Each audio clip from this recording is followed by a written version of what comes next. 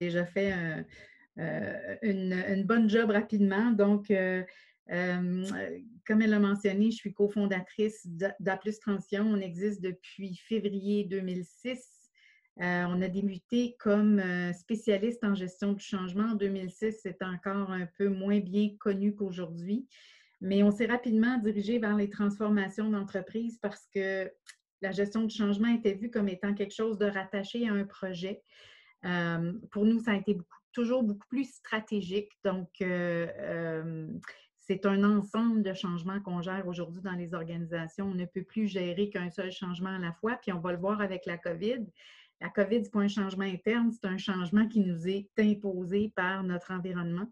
Donc, raison de plus pour en prendre une perspective beaucoup plus macro. Personnellement, j'ai plus de 25 ans d'expérience en service conseil. Mon associé et moi, on a coécrit un livre l'année dernière sur la transformation d'entreprise. J'ai aussi été conférencière un peu partout, là, aux États-Unis, en Europe, en Afrique du Sud, en Australie, au Canada. Donc, voilà. Sans plus tarder, on peut peut-être passer à la présentation. Donc, je vous souhaite la bienvenue, puis j'ai bien hâte de vous entendre pour voir un peu ce que vous vivez dans vos organisations vers la fin. Donc, on a deux objectifs. Le premier, c'est vraiment de comprendre les impacts à long terme que la crise sanitaire, la COVID-19, peut avoir sur votre organisation.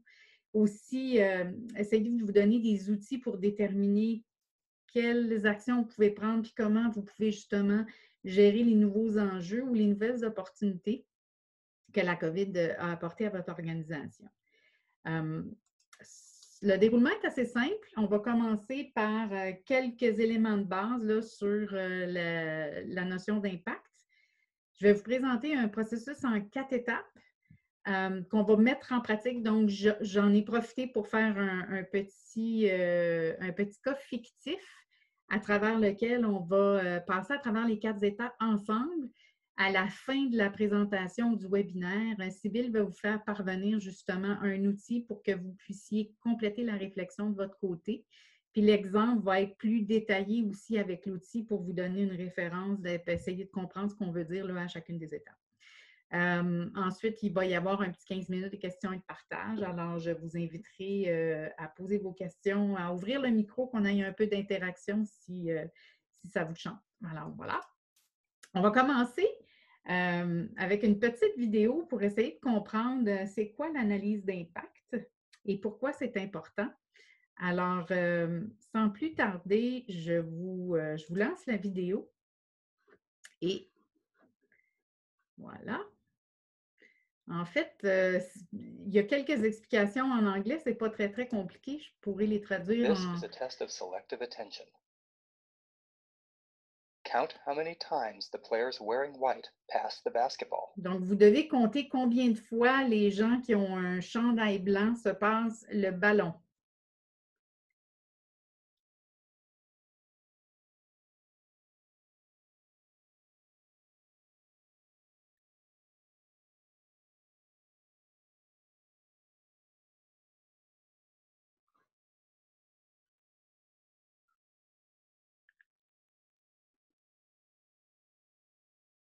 How many passes did you count? Vous en aviez compté combien? En tout, il y en avait 15. The correct answer is 15 passes. Mais la question qu'on va vous poser après, c'est avez-vous vu ce qui se passait alentour des personnes qui avaient des chandails blancs? But did you see the gorilla? Il y avait un gorille.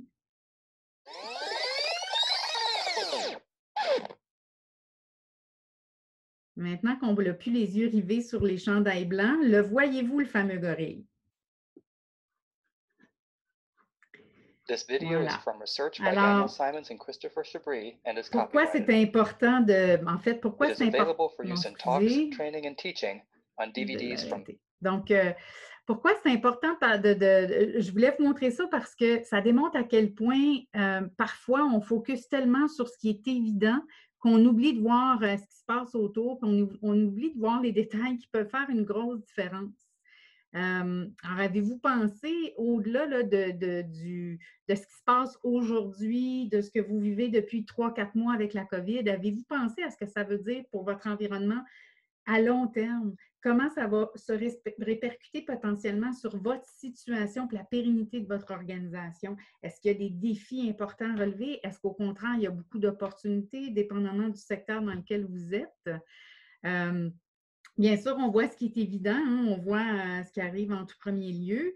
Ce qu'on voit moins, c'est de tenter de découvrir justement les petits détails qui peuvent faire une grosse, grosse différence puis qui risquent de nous rattraper plus tard. Puis si on les voit venir à l'avance, si on est capable de les identifier, on peut les gérer puis minimiser les impacts peut-être néfastes là, de ces détails-là. Ou encore, peut-être qu'il y a des opportunités qu'on ne verra pas parce qu'on a les yeux trop pris sur les chandails blancs. Alors, c'est là-dessus un peu qu'on va se pencher aujourd'hui. On va parler de... euh, en fait, ce que je veux, c'est vous permettre de prendre le temps de regarder certains angles que vous n'avez peut-être pas eu le temps parce que là, pour ceux qui le vivent, hein, on est dans un tourbillon actuellement, on essaye de repartir des productions où on est débordé, on a plein d'enjeux actuels au niveau de nos productions, soit que ce soit avec nos fournisseurs, le transport, les clients. Il y en a qui sont fermés, il y en a qui essayent de réouvrir, les employés ne sont pas tous au rendez-vous. Donc, on est très, très focusé sur ce qui se passe aujourd'hui, mais il ne faudrait pas oublier de penser à ce que ça veut dire pour demain puis le préparer maintenant.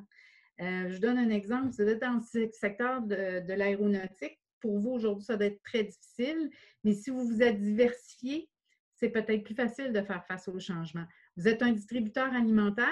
Si votre clientèle cible, c'était les restaurateurs, c'est probablement difficile pour vous aujourd'hui. Par contre, si votre clientèle cible était le client, le consommateur principal, vous êtes probablement débordé, vous avez peut-être des problèmes de gestion de livraison puis d'entreposage.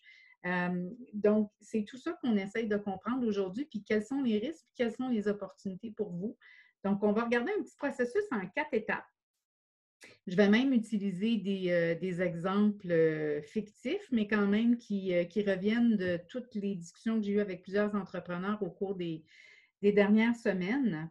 Et donc, au bout du processus, à la fin là, des 4 étapes, si vous n'arrivez pas à avoir des réponses là, c'est parce que vous n'avez pas pris le temps de vous re-questionner sur votre stratégie à long terme. Puis ça vaut probablement la peine, moi je vais vous suggérer fortement de vous asseoir avec votre comité de gestion puis d'avoir ces discussions-là maintenant et pas attendre qu'il soit trop tard puis qu'on manque des opportunités ou qu'on se fasse happer par des grands défis. Alors, sans plus tarder, on va regarder... Donc, sans plus tarder, on va regarder un peu de quoi on parle. Donc, ce qu'on vit actuellement, j'ai mentionné au tout début que quand Aplus avait démarré, on parlait de gestion du changement. La gestion du changement était vue beaucoup à un niveau de projet à l'interne d'une entreprise. Mais ce qu'on vit aujourd'hui, c'est transformationnel. C'est tout ce qui arrive autour qui vient avoir un impact sur votre organisation. C'est quoi ces impacts-là?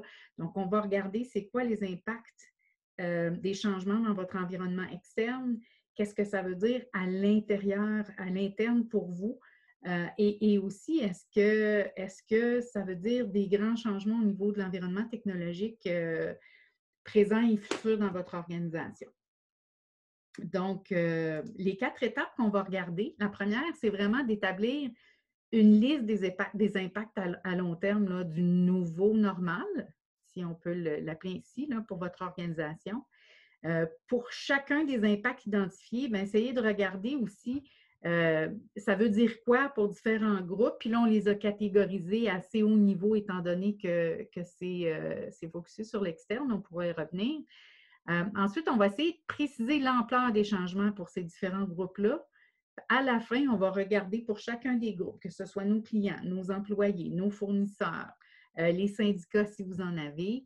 À ce moment-là, c'est quoi les actions qu'on doit commencer à poser? Et je reviens à ce que je disais tout à l'heure, si à la fin des 4 étapes, vous avez plus de questions que de réponses, il est probablement temps de vous asseoir avec votre comité de gestion, puis d'y réfléchir, puis de trouver des réponses à ces questions-là. Donc, la première étape, on parle de regarder un peu les impacts à long terme là, sur votre entreprise. Donc, on vous a concocté une liste abrégée des types d'impacts. Donc, quand on regarde les impacts sur votre environnement externe, est-ce que, par exemple, il y a des nouveaux compétiteurs ou des compétiteurs qui ont disparu dans votre marché ou dans votre industrie? Par exemple, on va en parler tout à l'heure, mais euh, quelqu'un qui, aujourd'hui, fabrique des masques, on s'entend que depuis quelques mois, il y a beaucoup, beaucoup, beaucoup de nouveaux compétiteurs qui sont entrés dans leur marché. C'est quoi l'impact de ces nouveaux compétiteurs-là? Parce qu'ils doivent chercher les mêmes matières premières que vous. Est-ce qu'ils sont opportunistes ou est-ce qu'ils vont quitter après la folie des masques? Est-ce qu'il y a vraiment un marché qui va être soutenu comme ça à long terme? Donc, c'est quoi l'outlook au niveau de votre environnement concurrentiel? Est-ce que vos marchés et votre secteur d'activité principal sont à risque? Est-ce que vous devez penser élargir vos marchés ou au contraire, vous êtes dans un marché qui actuellement roule à 200 et qu'est-ce que ça veut dire pour vous dans le futur? Est-ce que vos produits et services doivent être adaptés? Est-ce qu'ils sont encore pertinents? Est-ce que les besoins des consommateurs, des clients ont changé? Est-ce que vos relations avec vos fournisseurs vont changer? Si vous aviez beaucoup de fournisseurs en Chine, par exemple, pour certains d'entre vous, il y a probablement eu, avant même que le Québec décide d'arrêter les productions, vous avez probablement vécu un ralentissement parce que là, les commandes ne rentraient plus de la Chine. Et donc, même si vous pouviez produire, vous n'aviez pas les matières ou les pièces pour le faire. Est-ce que ça veut dire qu'on va re-questionner comment on fonctionne avec nos fournisseurs? Est-ce qu'on va chercher les fournisseurs locaux? Est-ce que nos clients vont être prêts à payer la surprime peut-être pour avoir un fournisseur local? Est-ce qu'on va vouloir augmenter nos inventaires à long terme pour faire face à une prochaine pandémie? Donc, il y a plein de questions à se poser sur notre environnement externe. Même chose du côté des environnements internes. Combien d'entre vous connaissez bien vos coûts de revient puis avez une bonne analyse de la situation financière? Combien d'entre vous avez eu le temps au cours des 4 derniers mois de vraiment regarder si vous étiez rentable? Qu'est-ce qui était rentable? Est-ce qu'il y a des produits qu'on devrait arrêter? Est-ce qu'il y a des choses qu'on peut commencer à faire? Est-ce que vos systèmes vous permettent rapidement de comprendre votre situation? Est-ce que toutes les subventions qui vous ont été offertes par le gouvernement viennent gonfler votre rentabilité, mais est-ce que c'est soutenable à long terme? Il y a plein de questions à se poser à ce niveau-là aussi. Qu'en est-il là, des effectifs dans l'entreprise? Est-ce que vous entrevoyez une hausse des besoins en termes d'effectifs, une baisse des besoins? Est-ce que vous avez de la difficulté à recruter? Est-ce que vous avez de la difficulté à reprendre la production parce que j'ai des clients qui me disent, oui, mais avec le PCU, moi, ils ne veulent pas revenir travailler, ils sont payés à rester à la maison. Ou ils ont des enfants qui ne sont pas en garderie, qui ne sont pas à l'école, ils ne peuvent pas revenir travailler.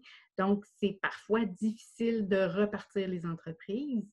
Ça veut dire quoi pour vous à long terme? Est-ce que vous devez trouver des nouvelles façons de recruter? Est-ce que vous devez penser à robotiser certaines tâches pour ne pas justement être trop dépendant des fluctuations au niveau des effectifs? Est-ce que vous allez devoir aménager des nouveaux horaires de travail, modifier la façon dont les gens fonctionnent avec les nouvelles mesures sanitaires? C'est possible hein, que vous soyez obligé de respecter une certaine distanciation, ce qui fait que l'output de votre production est peut-être diminué. Fait que pour le même output, soit que vous devez avoir plus de gens, avoir plus de chiffres. Est-ce que c'est encore rentable? Ça veut dire quoi encore là au niveau de votre coût de revient? Est-ce que votre emplacement géographique est à considérer aussi? Est-ce que c'est un enjeu par rapport à vos clients et à vos fournisseurs? Avec les problèmes de transport qu'on a connus, les frontières qui ont été fermées, est-ce qu'il y a des enjeux à ce niveau-là? Est-ce que les compétences de vos gestionnaires et de vos employés doivent être reconsidérées? Est-ce que le modèle de rémunération doit être reconsidéré? La façon dont fonctionnent vos équipes, on a vu énormément d'équipes qui pensaient jamais être capables d'offrir le travail à distance, qui me disent, mais mon Dieu, on est tellement plus productif, on n'a même pas le temps d'arrêter pour aller chercher un verre d'eau, effectivement. Donc, c'est quoi l'impact sur le fonctionnement de vos équipes à long terme, sur votre structure organisationnelle? Donc, il faut comprendre aussi qu'est-ce qui change au niveau de votre environnement interne et aussi comment elle doit changer pour s'adapter à tous les impacts, tous les défis qu'amènent les changements dans l'environnement externe. Finalement, vos outils technologiques, il y a deux aspects là-dessus. Vos systèmes, est-ce que durant la COVID, vous avez souffert de lacunes de vos systèmes actuels? Est-ce qu'ils ont démontré leurs limites? J'ai beaucoup de clients qui m'ont dit, on essaye de comprendre notre coût de revient, on est incapable, ça prend 3 mois à avoir les données, on n'est pas capable de suivre. Est-ce qu'il faut considérer faire une mise à jour majeure de nos systèmes là, pour ne pas revivre ça, puis pour être capable d'être plus flexible et de répondre plus rapidement à une autre pandémie ou à une vague numéro 2, à tout autre problème majeur là, comme on vient de vivre. Puis, est-ce que vos outils de productivité sont là justement pour permettre la collaboration à distance, par exemple? Est-ce que vous avez eu des problèmes? Vous avez des problèmes au niveau des VPN, des accès? Il y a des entreprises où c'est très, très, très difficile quand on est un fournisseur externe ou un client d'être capable de pénétrer leur environnement technologique. Donc, Zoom, c'est le fun. Zoom, Teams, c'est bien le fun. Mais parfois, les limites de sécurité de l'organisation font qu'on n'est plus capable de communiquer avec les gens à l'extérieur de l'entreprise. Donc, il y a plein, plein, plein de questions à se poser. Et là, ce que je vais faire, c'est que je vais le faire à travers un exemple. Pour la première étape, qui est les impacts de la crise sanitaire, là, juste reconnaître quels sont les impacts, j'ai 2 petits exemples. Donc, le premier, hein, on va regarder justement la liste des impacts. Est-ce que pour nous, c'est une opportunité? C'est un défi ou ça ne nous touche pas du tout? Puis, en quelques mots, là, quand vous aurez le document de vos mains à la fin, là, si vous voulez élaborer un peu, ça veut dire quoi pour vous? Là, je vais vous donner quelques exemples. On a vu Tristan Iseult qui s'est mis à faire rapidement, Tristan étant dans le domaine des vêtements, ils se sont mis rapidement à faire des visières. Excellent, ils se sont retournés sur un dizaine. C'est bravo pour l'agilité de l'organisation. Il y en a beaucoup qui se sont mis à faire des choses comme ça. Fait que si vous êtes un producteur de visières, ça veut dire que vous avez un nouveau compétiteur dans votre marché, puis il n'y a probablement pas juste Tristan qui s'est mis à en faire. Donc, il y a plusieurs compétiteurs qui sont entrés dans votre marché. Est-ce qu'ils sont là pour rester ou est-ce qu'ils vont retourner à leur production initiale? Si vous êtes Tristan, hey, c'est le fun, vous vous êtes reviré de bord rapidement, vous avez réussi à maintenir l'emploi puis à aider la société, mais votre core business, c'est de faire des vêtements. Allez-vous continuer à faire des visières? Puis j'ai un entrepreneur qui n'avait absolument rien à voir avec le domaine médical, puis qui est rendu à 1,3 milliard de contrats d'importation de masques et d'importation et de fabrication de masques et de gants de caoutchouc, de gants médicaux. Donc, lui, il s'est reviré de bord rapidement, puis il est là pour rester. Fait que ça veut dire quoi pour votre industrie, tout ce qui se passe en ce moment? Vos fournisseurs sont où? Est-ce que vos fournisseurs sont au Québec? Est-ce qu'ils sont ailleurs? On en a parlé tantôt. Est-ce que vos clients ont des attentes différentes? Est-ce que vos clients ont la capacité de payer la surprime? Si on a vu dernièrement, il y a des restaurants qui avaient ajouté un genre de taxe COVID, ce qui est illégal. Mais si vous devez augmenter vos prix là, parce que vos coûts de revient sont plus élevés, est-ce que vos clients ont la capacité de payer? C'est toutes des questions qu'il faut se poser. Alors, on va y aller avec 2 petits exemples. Le premier, j'ai juste pris la première partie, donc l'environnement externe. Puis, je vous donne l'exemple d'une pharmaceutique, un fabricant de gel antiseptique, hein, et dont le marché est presque uniquement médical. À 95 ils ne desservent que des cliniques et des hôpitaux. On le sait, là, dans les 3-4 derniers mois, il y a plein de nouveaux compétiteurs qui sont arrivés sur leur marché. Hein? Lesquels vont rester? Ils savent, mais ils n'ont même pas le temps de se poser la question, puis ils savent. Ils n'arrêtent pas de me dire, mais je le sais qu'il faut qu'on se pose la question, mais on n'a pas le temps. Mais il ne faut pas attendre d'être rendu, oups, la demande diminue, qu'est-ce qu'on fait? OK, on y reviendra.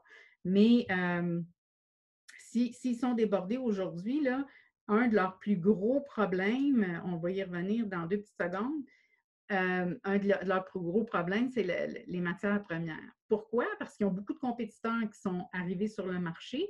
Déjà qu'il y a une demande accrue pour le produit, il y a plusieurs compétiteurs. Fait que là, leurs fournisseurs, ils essaient de diviser leur production puis de l'envoyer chez plusieurs nouveaux clients. Donc, eux autres, ils ont un problème avec leurs fournisseurs. Vous viviez probablement des situations un peu similaires.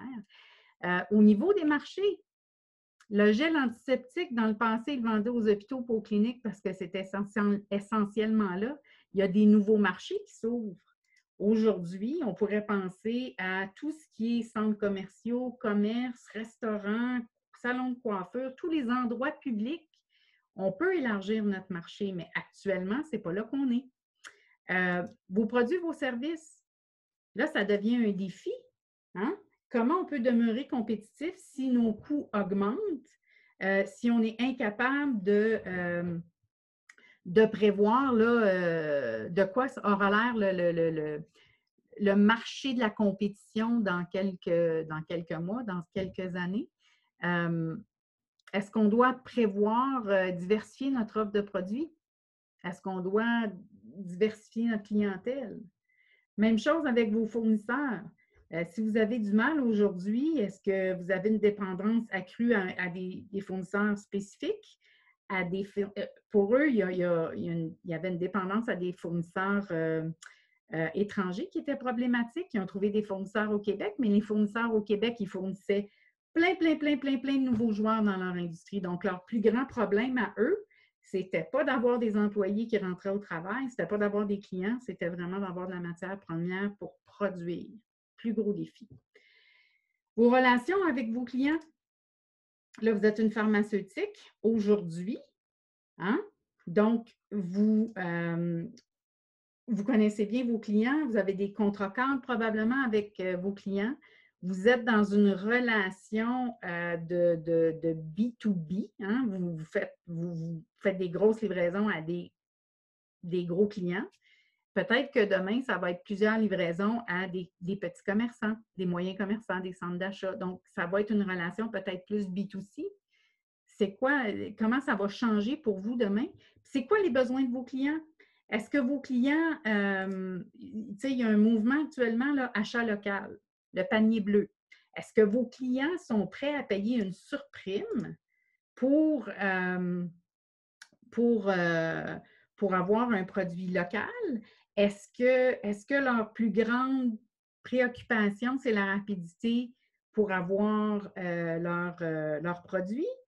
Hein? Donc, comment on peut aussi minimiser les problèmes d'assèchement de la peau? On le sait, nos clients, là, parce qu'avant, on se mettait du gel une fois par semaine quand on allait, mais là, quand on en met 3, 4, 5, 6 fois par jour et voire 6 fois à l'heure, bien là, on commence à avoir des problèmes de peau qui s'achètent. Est-ce qu'on doit revoir nos produits pour répondre aux besoins de ces clients-là? Je vais prendre un autre exemple parce que le pharmaceutique, c'est peut-être moins près de ce que vous vivez. On va prendre un exemple, encore là, c'est un exemple fictif, mais qui est basé sur beaucoup de discussions qu'on a eues avec des entrepreneurs au cours des dernières semaines. Donc, si on regarde ici, on parle d'un fabricant de système de chauffage résidentiel. Son marché, essentiellement, c'est le marché des rénovateurs qui vont acheter leur plainte de chauffage dans les grands distributeurs les Rona, les Renault Dépôt, les Home Dépôt, les Home Hardware, donc les grandes surfaces de rénovation. Alors, aujourd'hui, leur plus grand défi au niveau des marchés, c'est qu'ils ne connaissent pas l'avenir au niveau de la rénovation résidentielle. Est-ce qu'elle va être à la baisse parce qu'il y a beaucoup de gens qui perdent leur emploi, notamment là, si on regarde tout le domaine de la restauration, les artistes, les arts.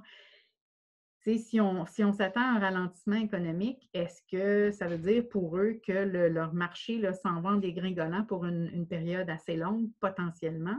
C'est une question à laquelle ils n'ont pas encore répondu parce qu'ils sont en train rapidement d'essayer de subvenir là, aux besoins immédiats parce que la production avait arrêté, il y avait déjà des commandes en cours.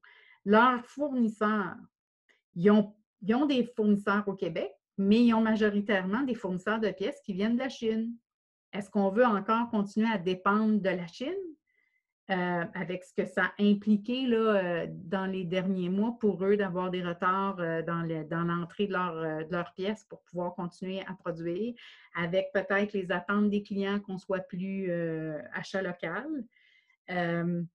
L'environnement interne, la rentabilité financière, bien, dans leur cas, ça veut dire quoi les mesures sanitaires? Est-ce que ça veut dire qu'ils doivent produire moins avec moins de personnes sur le terrain? Est-ce qu'ils vont devoir agrandir l'usine pour être capable d'avoir le même output, puis une chaîne de production qui est plus longue? Ça implique des coûts. C'est quoi l'impact de tout ça sur leur rentabilité financière? Ils n'ont pas les outils informatiques actuellement, ils n'ont pas un système financier qui est assez fort pour leur permettre de rapidement comprendre leur prix de revient, puis être capable de s'ajuster puis de réfléchir à ça et de comprendre ça veut dire quoi au niveau des prix finaux pour le consommateur. Leurs effectifs, ils sont dans une industrie où il y a quand même de la main-d'œuvre bon marché, entre guillemets. Fait que le retour a été assez difficile pour eux. C'est difficile de recruter. Hein? Donc, ils ont des employés qui ont décidé de rester chez eux parce que le PCU les laissait chez eux à rien faire ou parce qu'il y avait des enfants qui étaient à l'école ou qu'il y avait des parents qui habitaient avec eux qui étaient à risque. Donc, il y a eu un défi pour amener des nouvelles personnes. Mais encore là, ce n'est pas ce qui les inquiète le plus. Ça, c'est le court terme. Ils sont plus inquiets du long terme, mais ils n'ont pas le temps encore de s'y attarder. Est-ce qu'il va y avoir de la modification au niveau des horaires des individus? Ils sont en train de considérer peut-être instaurer un chiffre de soir. Mais encore là, c'est une bonne idée, mais ça veut dire quoi pour mon prix de revient? C'est toutes sortes de questions qui doivent se poser.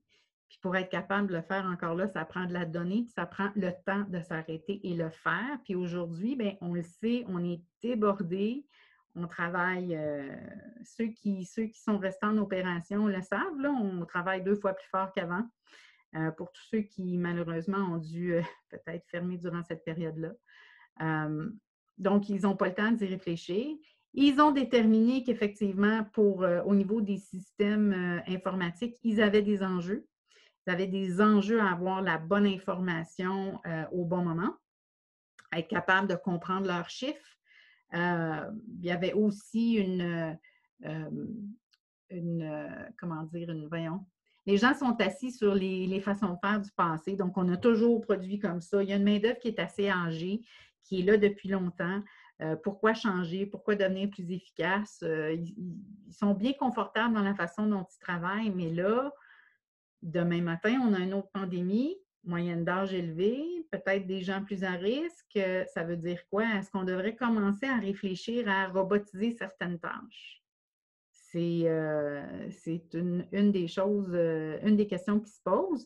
Puis finalement, bien, les outils de productivité, pour eux, ça a été un peu un sauveur parce qu'ils se sont dit, bien, on peut, même si l'usine est fermée pendant un mois, on peut travailler, plancher sur des projets qu'on avait, entre autres, pour améliorer notre système financier. On est capable de travailler avec nos consultants à distance. Et comme on n'est pas au centre-ville de Montréal, on n'a plus à payer de frais de déplacement de nos consultants, de temps de déplacement. Donc, pour eux, c'est génial. Puis, ils ont pu aussi continuer à travailler comme comité de gestion, puis ils se trouvaient encore plus productifs. Fait qu'à l'étape numéro 2, on va reprendre l'exemple du fabricant de chauffage, le système de chauffage, puis pour chacun de ces impacts-là qu'ils ont soulevés, on va regarder c'est quoi l'impact sur les différents groupes touchés et c'est quoi l'ampleur de ces impacts-là. Donc, au niveau des marchés des secteurs, ben, pour le client, c'est faible, en fait, sauf si on choisit de pénétrer un nouveau marché. Là, il va falloir se faire connaître d'une nouvelle clientèle.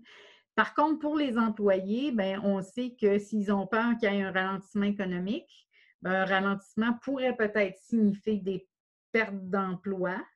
Mais si on allait vers un nouveau marché, peut-être qu'on serait capable d'équilibrer. Donc, c'est à valider. Au niveau des syndicats des fournisseurs, pour l'instant, ils ne voient pas d'impact. Les relations avec les fournisseurs. Pour eux, l'impact est moyen parce que pour le client, parce que si on change de fournisseur, ça va peut-être avoir un impact sur le prix au consommateur. Donc, oui, il y aura un impact au niveau du client. Pour les employés en général, ça ne fait pas une grosse différence, mais pour les gens de l'approvisionnement, par contre, ça risque d'être plus facile de travailler avec des gens qui sont sur le même fuseau horaire que nous. Par contre, il y a un gros travail de recherche à faire, il y a un gros travail de négociation à faire. Puis l'équipe d'assurance qualité là, qui doit s'assurer dans les premiers temps d'intégrer des nouvelles pièces d'un nouveau fournisseur va être plus débordée qu'elle ne l'était auparavant quand ils avaient des relations très stables avec leurs fournisseurs chinois. Pour les fournisseurs, bien évidemment, l'impact est élevé parce qu'ils doivent apprendre à travailler avec un nouveau client. Ils doivent probablement faire un peu de sur-mesure pour leurs clients aussi.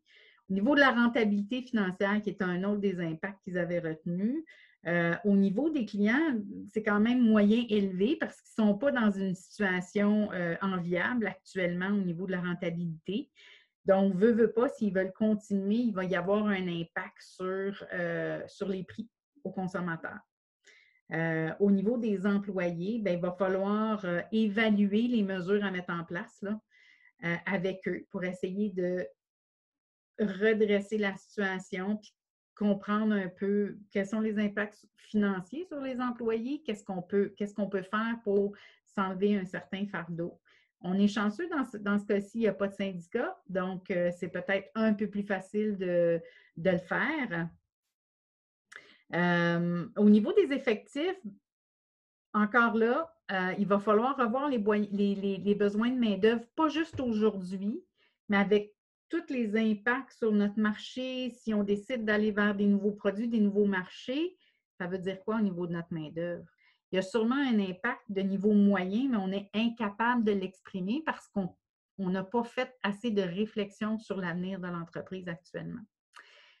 Des modifications au niveau des horaires de travail des individus, mais ça touche essentiellement les employés, donc de façon quand même moyenne ou élevée, parce que quand on aura pris des décisions sur le réaménagement du travail, on pourra déterminer comment ça va les impacter, mais soit qu'on parle d'un changement d'horaire, d'un nouveau shift, ça risque d'avoir des répercussions moyennes ou élevées, mais on n'est pas encore capable de bien déterminer. Au niveau des systèmes informatiques, on en a parlé. Donc, pour les clients, si on décide d'aller vers une distribution en ligne directe vers les clients, par exemple à travers un système comme Amazon ou d'autres systèmes similaires, le panier bleu au Québec, etc., bien, les répercussions pour les clients pourraient être moyennes à élevées parce qu'ils vont devoir apprendre à se diriger vers un nouveau canal pour trouver nos produits. Pour les employés, ça peut être élevé aussi parce qu'on en a parlé, il faut qu'on revoie nos systèmes informatiques qui sont désuets. Il y a eu beaucoup de résistance dans le passé au niveau des employés à changer parce ça fait longtemps qu'on est là, on a toujours fonctionné comme ça, puis ça roulait bien. Donc, comme il pourrait y avoir des changements majeurs aux façons de faire, bien, on s'attend à ce que l'impact pour les employés soit quand même élevé. Pour les fournisseurs, c'est difficile à dire, on ne le sait pas. Pour les outils de productivité, ben, l'impact au niveau des clients est faible. Par contre, au niveau des employés, on peut dire que c'est moyen pour ceux que ça a touché parce que, bien entendu, les gens qui sont sur une ligne de production n'ont pas eu à s'intégrer à des meeting Teams. En fait, ils étaient à la maison. Donc, ce n'est pas très utile pour eux, mais pour les cadres, puis pour travailler avec des consultants, des fournisseurs, des clients externes, c'est très utile, ça a été très utile. Et même chose au niveau des fournisseurs, ça peut faciliter les échanges avec les clients, là, des fois, d'utiliser des outils de productivité comme ça. Fait qu'on a passé l'étape 1, 2, 3. On va rapidement aller à l'étape 4. Fait qu'une fois qu'on a un peu décrit le type d'impact le type d'impact sur les différents groupes que vont avoir les impacts qu'on a retenus de l'impact de la COVID sur notre organisation. Il reste à se dire, OK, maintenant, j'agis comment? Quels sont les gestes que je peux poser? C'est quoi les actions que je dois faire? Donc, ici, si on regarde toujours avec mon fabricant de système de chauffage, si on regarde ce qu'il peut faire, on va essayer de lister. Donc, pour les clients, je pense que l'entreprise se doit, de faire une analyse des coûts de revient pour bien comprendre c'est quoi l'élasticité des prix de leurs produits pour comprendre qu'est-ce qu'ils peuvent faire au niveau des fournisseurs, jusqu'où ils peuvent aller. Donc, il y a une analyse assez approfondie à faire, mais il y a une analyse à faire aussi des coûts s'ils décident de s'en aller vers la distribution directe plutôt que de passer par les distributeurs, leurs grands clients actuels. Euh, Ils songent aussi à faire une analyse de marché auprès des entrepreneurs généraux. Donc, plutôt d'être dans la rénovation, de se diriger vers peut-être les nouvelles constructions. Puis évalue aussi le potentiel de se diversifier dans des produits commerciaux. Donc, au niveau de la clientèle, s'ils veulent faire face à eux, ils entrevoient une baisse au niveau de la demande pour la rénovation. Donc, comment ils peuvent se positionner par rapport à ça? Bien, ils ont des études à faire au niveau des clients.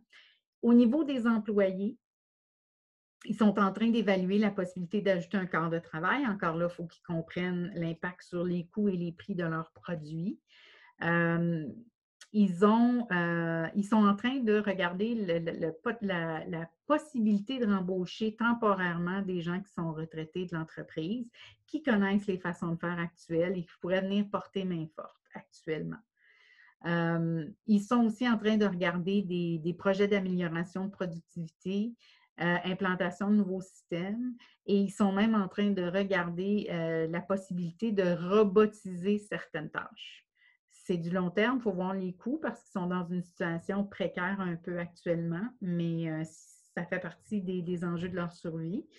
Puis au niveau des fournisseurs, bien, ils vont regarder l'analyse des coûts de revient, s'ils changent de fournisseur, c'est quoi l'impact sur la marge bénéficiaire, c'est quoi leur marge la marge de manœuvre pour l'acquisition des pièces. Ils vont rechercher des fournisseurs le plus près possible de leur site de production. Puis aussi, ils sont en train d'évaluer le potentiel d'intégration avec un manufacturier de pièces, donc un de leurs fournisseurs potentiels au Québec. Est-ce qu'ils auraient intérêt à joindre leurs forces pour être plus forts et faire face à l'avenir parce que les deux sont dans une situation un petit peu précaire actuellement? Donc, quand ils ont fait ces réflexions-là, ils se sont rendus compte qu'ils ont beaucoup, beaucoup, beaucoup de choses à faire.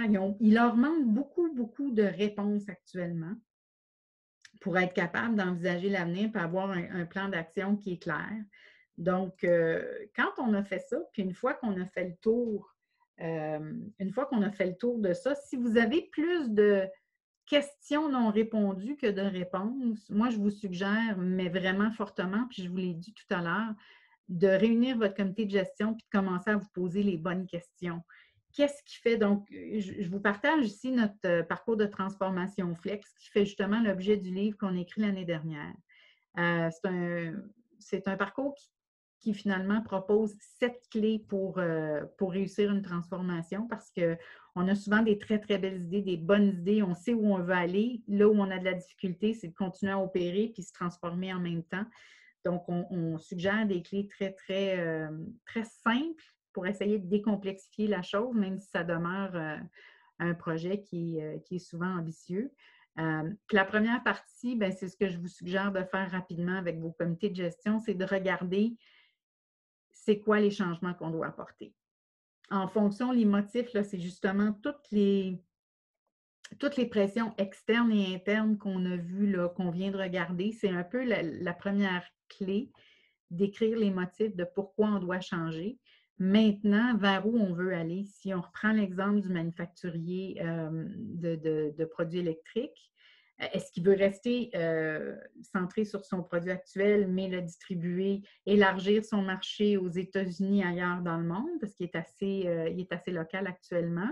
Ou est-ce qu'il veut diversifier sa production? Est-ce qu'il veut s'intégrer verticalement? Est-ce qu'il veut rentrer dans le marché de la commerciale? Est-ce qu'il veut aller? Donc, il faut qu'il prenne le temps de se poser cette question-là. Puis après ça, de voir, ça va être quoi les objectifs clés que j'essaie d'atteindre d'ici 3 ans pour se donner un plan de marche qui va lui permettre de voir l'aiguille bouger puis de se réconforter qu'ils vont être capables de s'en sortir. Alors, la première partie de la réflexion, elle est là. Juste rapidement là, pour expliquer un peu les 4 autres clés dans le parcours de transformation, c'est qu'une fois que vous avez déterminé où vous voulez aller, c'est peut-être la partie la plus facile. Là, on a une vision claire d'où on veut aller. Ce qui est le plus challengeant actuellement pour les entrepreneurs avec qui on parle, c'est bien beau savoir où on veut aller, là, mais on a des opérations, on a pris du retard avec la COVID, on manque de monde. Comment on fait pour transformer l'organisation sans se mettre à risque au niveau de nos opérations, sans se mettre à risque au niveau financier. C'est les 4 autres clés. Donc, ce qu'on va regarder avec eux, c'est vraiment quel est l'écosystème de cette transformation-là qu'il faut mettre en place en parallèle des opérations, parce qu'un des risques, c'est que si on le fait, on va gérer notre transformation dans les mêmes comités de gestion où on parle des opérations, mais 95 du temps, vous n'aurez pas le temps de vous rendre à parler de transformation parce que les opérations vont avoir pris le dessus. Puis parce qu'il faut opérer, bien finalement, la transformation en reste en arrière de notre tête, puis on le sait qu'il faut qu'on le fasse, mais on n'y parvient jamais. Donc, il faut mettre en place un écosystème qui va nous permettre, en parallèle avec les opérations, d'amorcer notre transformation.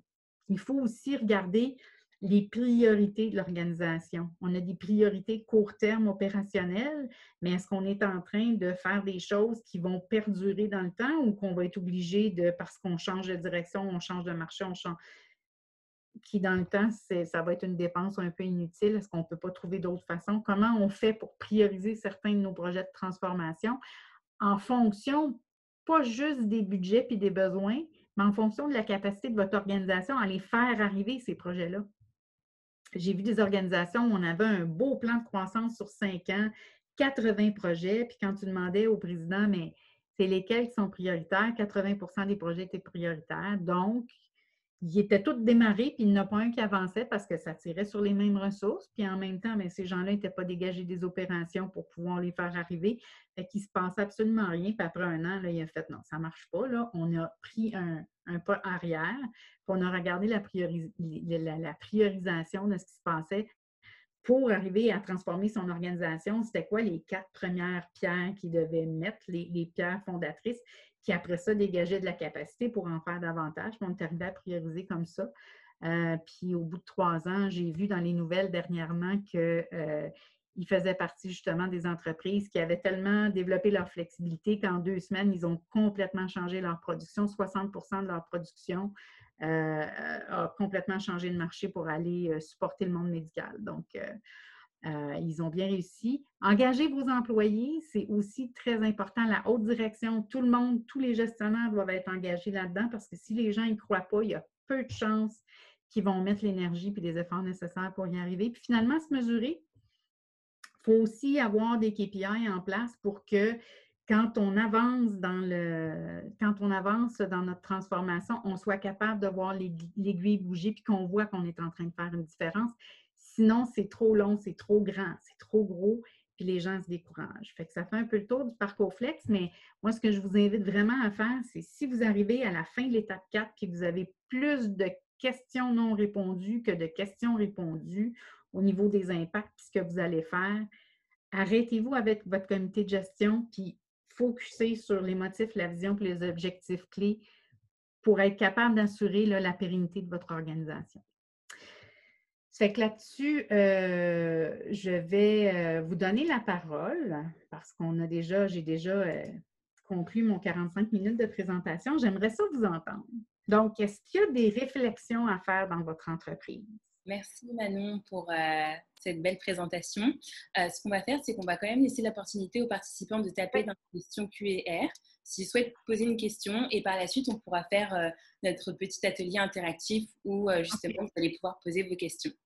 Donc, pour les personnes qui nous ont rejoints en cours de présentation, vous avez une section juste en bas de votre écran. Donc, Q&R, n'hésitez pas, vous pouvez écrire votre question et je me ferai un plaisir de les poser à notre conférencière. Voilà. Et pour votre information également, après le webinaire, vous allez recevoir un sondage de satisfaction avec la présentation en pièce jointe. Voilà, donc allez-y, n'hésitez pas. On va attendre quelques petits instants.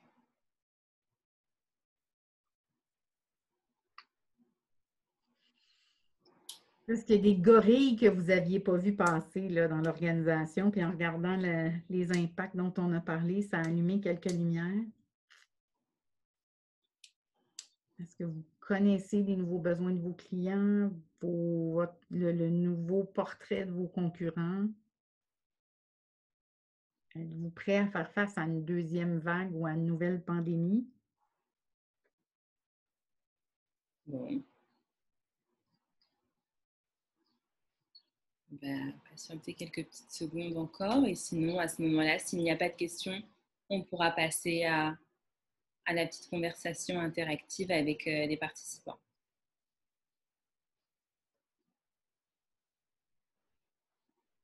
Alors, j'ai une première question. Qui devrait-on impliquer dans cette réflexion? Bonne question. Ben, je pense que ça doit commencer avec le comité de gestion. Et je sais que je parle aux gens, là, puis tout le monde, en plus, il y a les vacances, tout le monde est débordé, tout le monde essaie de s'y remettre, puis en même temps, ils me disent, mais leur préoccupation la plus grande, là, je parle beaucoup à des gens d'RH ces temps-ci qui me disent, mais la préoccupation la plus grande de mon comité de gestion, c'est qu'ils savent qu'il y a des nouveaux compétiteurs. Ils ne savent pas combien de temps la demande va durer. Ils ne savent pas vers où on s'en va, puis ils savent qu'ils devraient y réfléchir, mais ils n'ont pas le temps. Je pense que c'est le comité de gestion qui doit se pencher là-dessus. Si vous n'avez pas l'écoute du comité de gestion aujourd'hui pour le faire, prenez le temps de faire le petit exercice. Là. Après, Sybille va vous faire parvenir justement le petit outil qu'on a regardé ensemble aujourd'hui.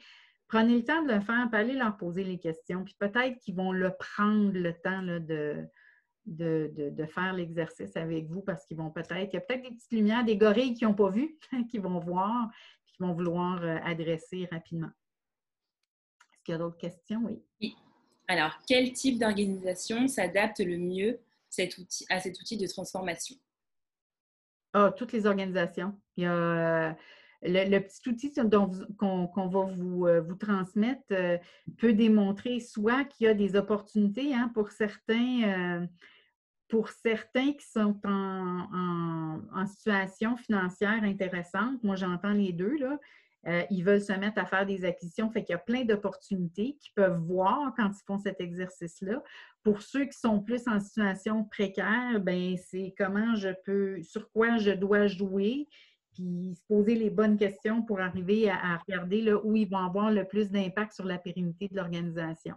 Fait que il n'y a pas nécessairement une industrie plus qu'une autre pour utiliser l'outil. Là, c'est plus un commentaire et non une question. La COVID-19 est là seulement depuis 3-4 mois et on ne sait pas encore combien de temps la pandémie va durer. Oui. Est-ce que l'approche est applicable dans un laps de temps aussi court? Oui, en fait, je pense que ce qu'on est en train de voir émerger, c'est, on parle beaucoup d'agilité, puis l'agilité a toujours eu dans les 10 dernières années, quand on parlait d'agilité, on pensait toujours au mode de projet agile, au Scrum Meeting le matin, mais en mode projet. Ce qu'on se rend compte, c'est que les entreprises aujourd'hui doivent rapidement développer une agilité. Puis une agilité, ça veut dire quoi? Ça veut dire une meilleure façon de collaborer, une meilleure façon de prendre des décisions, accepter le 80-20, accepter de lancer quelque chose, peut-être faire des erreurs, s'ajuster en cours de route.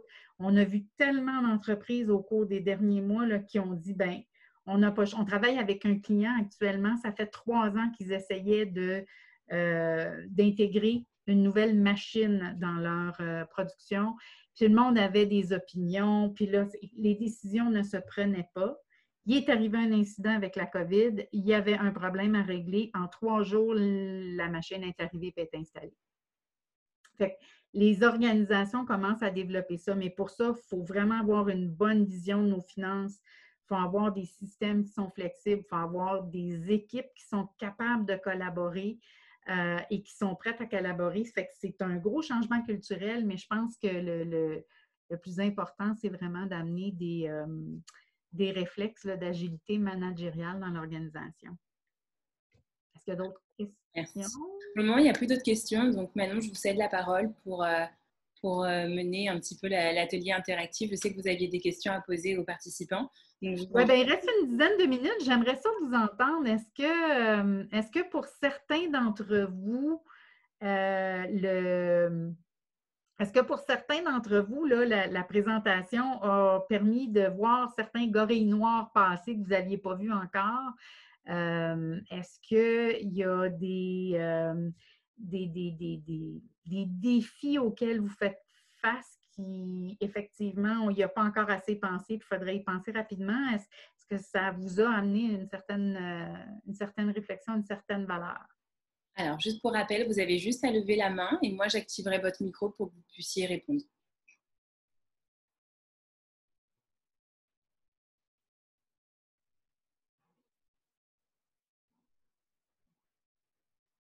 Ah,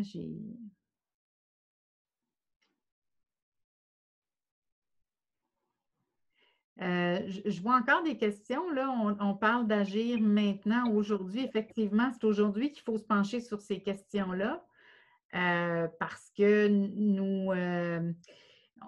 il faut penser à demain, mais aujourd'hui, faut être capable de réagir aujourd'hui, mais il faut penser à demain parce que si on n'y pense pas puis qu'on est trop dans les opérations actuelles, on va faire face éventuellement à un mur, puis il va être peut-être un peu trop tard pour y réfléchir.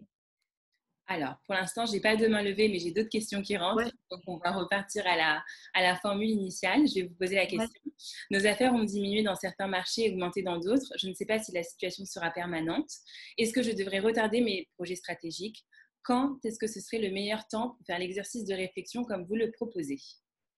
Ben, en fait, moi, ce que je vous suggère, c'est si votre clientèle est en train de bouger, hein, parce que là, ce que j'entends, c'est que vous avez des marchés qui ont ralenti, des nouveaux marchés, des nouveaux clients. Est-ce que ça a un impact sur votre stratégie? Puis, il faut se la poser maintenant parce que peut-être que certains de vos projets stratégiques sont plus aussi pertinents qu'ils l'étaient il y a 6 mois, par exemple. Puis je vais vous donner notre propre situation à nous. On est des gens qui aiment travailler avec les gens. On est habitué de travailler avec des comités de gestion, avec des équipes, faire des workshops, puis c'est le fun. Ça fait 4 mois qu'on n'a pas vu un client, qu'on est devant notre écran. C'est difficile pour notre équipe. Il y a 6, 7 mois, on a commencé à parler de faudrait qu'on aille certaines de nos formations en ligne. Ah non, c'est trop expérientiel.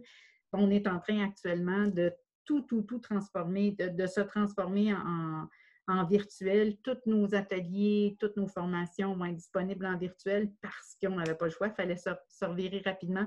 Donc, toutes les oui, mais qu'on entendait il y a 6 mois, tout à coup, tout le monde est là, il faut le faire maintenant. Fait qu'il faut prendre le temps de comprendre l'impact de la COVID sur notre futur avant de décider si oui ou non on continue nos projets stratégiques. Est-ce qu'ils sont encore pertinents? Puis s'ils le sont, il faut trouver les moyens là, financiers. Je sais que pour certains, c'est plus difficile parce que ça ralentit, mais il peut y aller de votre survie. Puis en plus, bien, certaines de vos personnes clés dont vous pourriez avoir besoin pour vos projets sont peut-être plus disponibles maintenant qu'ils l'étaient il y a 6 mois pour travailler sur ces projets-là. Alors, pour le moment, j'ai plus de questions, donc n'hésitez pas, il nous reste quelques petites minutes. On va attendre quelques petites secondes, le temps de voir si on n'a pas des questions. Et sinon, Manon, je vous laisserai, je vous céderai à nouveau la parole si vous avez envie de faire un dernier mot de conclusion, puis je la reprendrai par la suite. Ben, en attendant, je peux peut-être juste vous inviter à aller visiter notre site web, notre site web qui vous serez un peu indulgent parce qu'on l'a mis en ligne la nuit dernière. Il y a encore des petits bugs dedans, mais on a un tout nouveau site web. Puis, je vous parlais d'un livre qu'on a fait. Le livre, il est illustré, il est très facile. Il y a un exemple fictif dedans, mais qui peut tellement vous aider à comprendre. Moi, les gens me disent mon Dieu, j'ai l'impression que vous étiez assis dans notre salle de conférence parce qu'il y a beaucoup de dialogues dans le livre sur le cas fictif.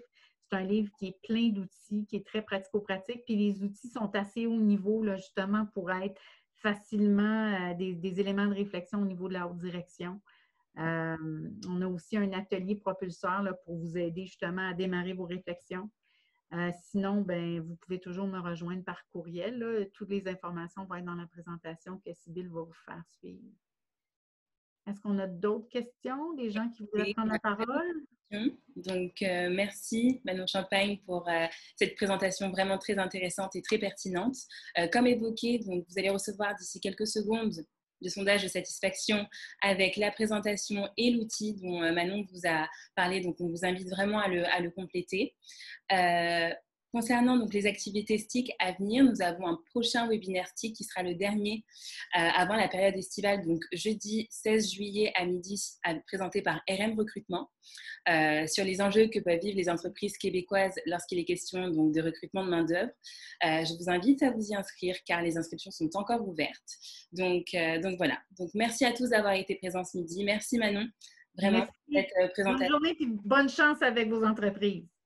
Et au plaisir et à très, très bientôt. Merci. Merci, au revoir. Au revoir.